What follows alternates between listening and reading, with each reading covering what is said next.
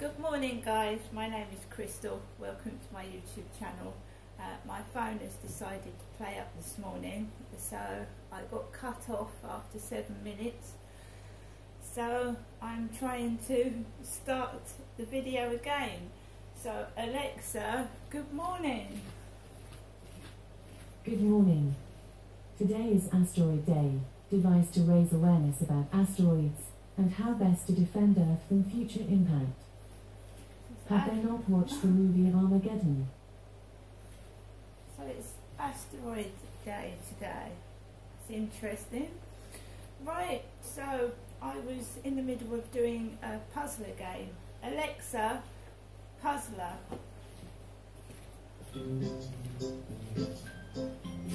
Good morning. Welcome back to Puzzler.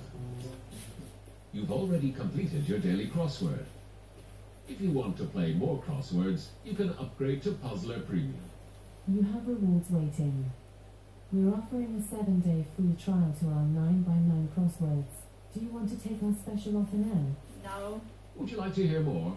No. Main menu. Would you like to hear the high scores, open shop, or exit game? Exit game. See you again soon. Right, so Check out the highest rated voice games. Just say Open Yak Yak Games.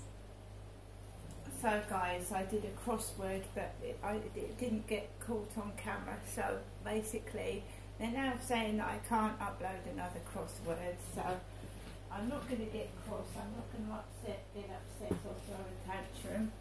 But as soon as I uploaded the first video of the day this morning, my mother rang. So let's hear what my mum's got to say this morning.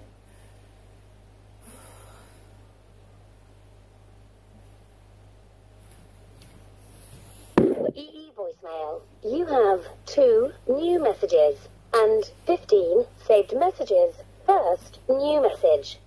Received yesterday at 7:30. Your message will be saved for 7 days. Next new message. Received today at 9:53 a.m. Hello, Janessa. Just giving you the usual daytime telephone call from me, Jennifer, your so-called mother, from my landline phone to you, Janessa, Crystal, whatever. Hope you have a lovely day. I look forward to seeing you sometime next week. Bye for now. Give you a ring every now and again so you do know someone does care. Okay, bye for now. Take care. So this happens, guys, every day to me. Every day I'm being bombarded with calls from my mother and nobody else. And she's often told me that she's the only one that cares about me, right? She's the only one. I'm not depressed today, I'm fed up. It's like a revolving door, going round and round in circles, the same thing every day. Being controlled by my mother, which I had a word with the doctor about. I did have a word with the doctor about this, and they told me that they can't help me. I need to go and get in touch with a therapist so that I can learn how to deal with a controlling mother. I'm trying to deal with it myself at the moment. I'm just trying to relax and rest and not run around. I'm not a young woman. I first came down from Gloucestershire to Chatham in 2008. I'm not a young woman now. I'm not running around and doing harm to myself by overexerting myself. I'm not getting into trouble. I'm not getting involved in drugs, drink and illegal sex.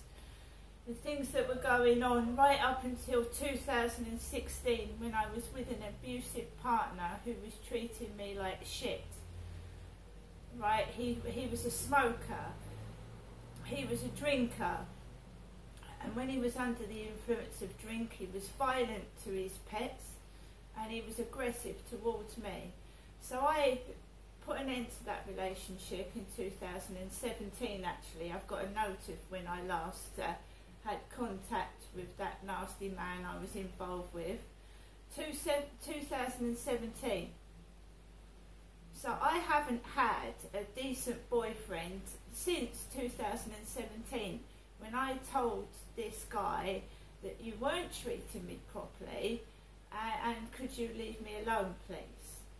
And hopefully it's not him that's the stalker and that's sending people down to Rochester to annoy me from Chatham, right? So since I told this chap I wanted nothing to do with him anymore, I haven't had a decent boyfriend or relationship since. Which is odd, isn't it? It's very odd that. Yesterday I got a message from my doctors, which is in Strood, the Strood Medical Centre, telling me that, Max, wait a minute, I need to book a blood test.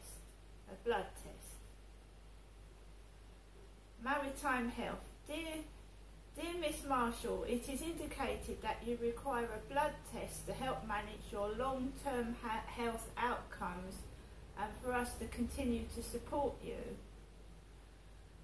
So I've booked my blood test. No one comes out to take my blood. I have to physically go to either the Strood Medical Centre or the Pentagon Centre.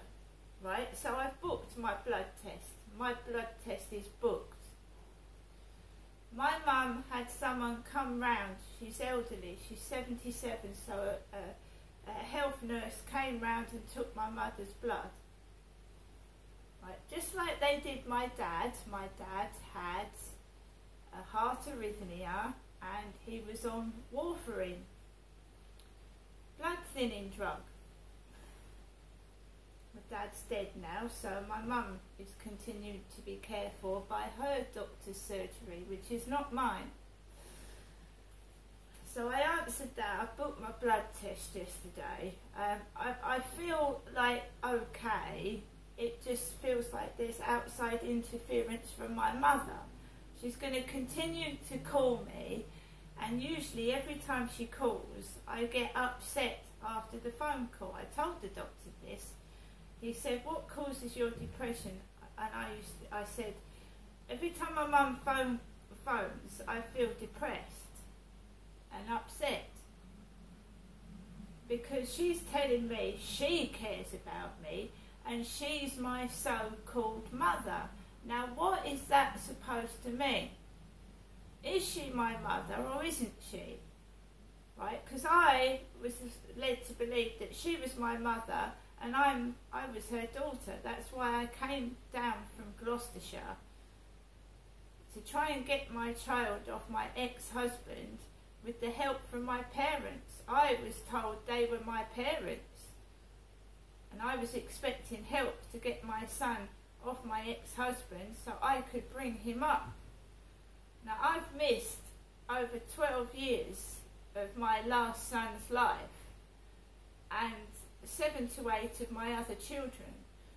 So I took the 3 children when they were small to school, but I didn't see them go to secondary school because I had to move away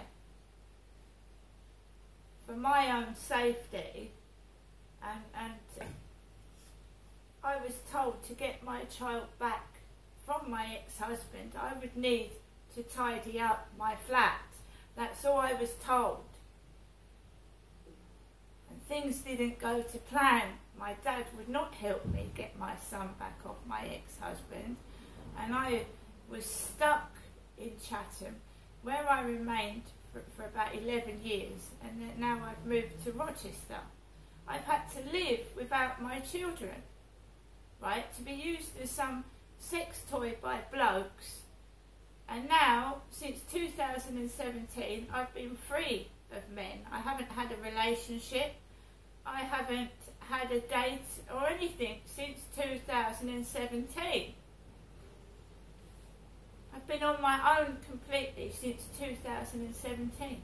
I just feel locked up, isolated, and I don't know what the fuck is going on. I've got a mum saying she's my so-called mother. I don't want a relationship with a woman. I'm a woman. I'm looking for a single man around my age to have to go out with and enjoy life. I don't want to be stuck to my elderly mother. And don't take that the wrong way, guys. Don't take that the wrong way. But I certainly haven't had parents that have helped me. I've had to live 12 years without my children. And what mother, when she's told, forget you've ever had kids and to carry on with your life, what that feels like when you're surrounded by families with children. And I know people are going to laugh and whatever because they don't understand. I don't expect people to understand. I'm just telling my story. Laughing doesn't bother me now. People laughing, people burping, farting at me. It really is childish, and I'm not like that. I walk around with dignity. I don't listen to people being stupid and silly. That doesn't gain any interest from me. Trying to draw my attention by making rude noises and being stupid. That's what used to happen to me at school, and I forgave the children's behaviour that bullied me because they didn't know any better and because they were children. When people are adults and they're behaving like children, burping, farting, swearing to draw someone's attention to them, I just there's no excuse for that. No excuse at all. Something you just have to ignore and turn your back on. And believe you me, they do. They fart at me, they burp, they swear.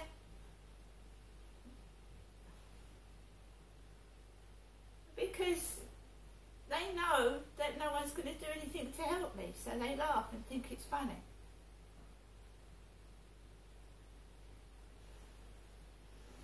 Alexa, LBC Radio. LBC London from Global Player. Who it was, and I was being polite to him. And then I realised who he was, and I said, what is it about Boris Johnson that you like? And do you know what he said? He just kept saying charisma, charisma. I was like, what do you mean charisma? Charisma. But that's someone that would fall out with everybody around the dinner party table, because you'd be like, I lost my mum in COVID and I can't afford to pay my mortgage, and everyone's on strike and we can't do this and we can't do that, and interest rates have gone through the roof, the country is on fire. What is it that you like about the man who probably bears more personal responsibility for these problems than anybody else alive? And some little Herbert responds with the word charisma. Charisma. I mean, it's just beyond comprehension. But it's also British politics. So you're never going to have anybody doing what Goldsmith and his mates did yesterday, which was essentially march headlong into political shame and humiliation because they couldn't admit that the man they backed, and indeed in Goldsmith's case lent their holiday home to, was a complete reprobate. They tried instead to undermine the investigation into how much of a reprobate he actually is. It's just tragic to watch. It's not tragic, it's hilarious, but it could be tragic to watch from some perspectives. So Sunak's never going to do that.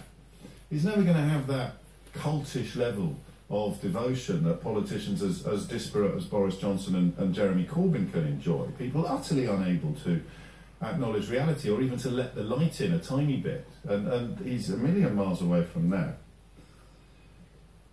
I know what question I'm going to ask you now. So today is a day where I'm not going to hit 10:15 and then suddenly realise I haven't actually got a question that you will be able to ring in and answer. Is it going to work there? It's not that one. It's that one. I'm not, because, all right, there's two questions. I'll do two questions. Can I do two questions? I can do, it's my show, I can do what I want. I can do two questions, all right?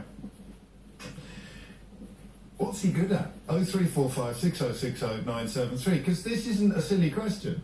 Boris Johnson, I'd give you an hour now on what Boris Johnson's good at. Seriously, I'd give you an hour. Brilliant at lying.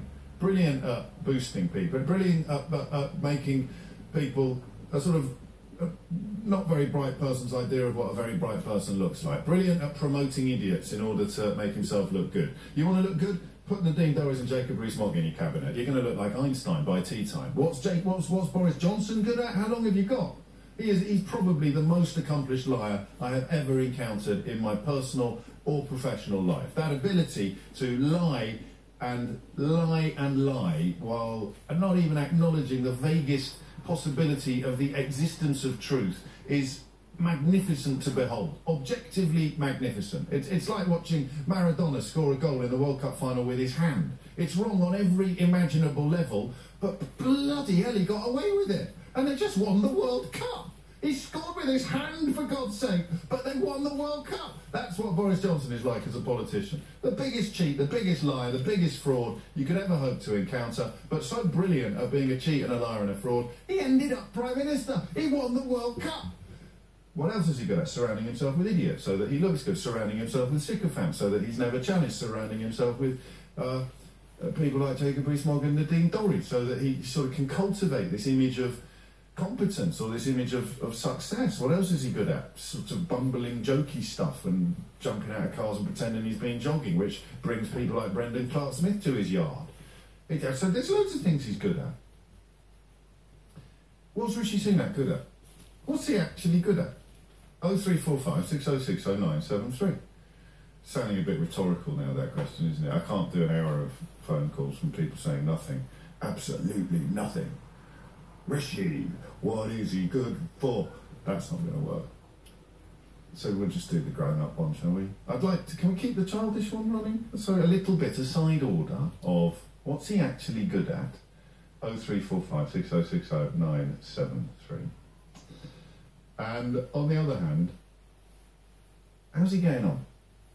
How is Rishi Sunak doing? Just how... I'm going to phrase this in a slightly loaded way.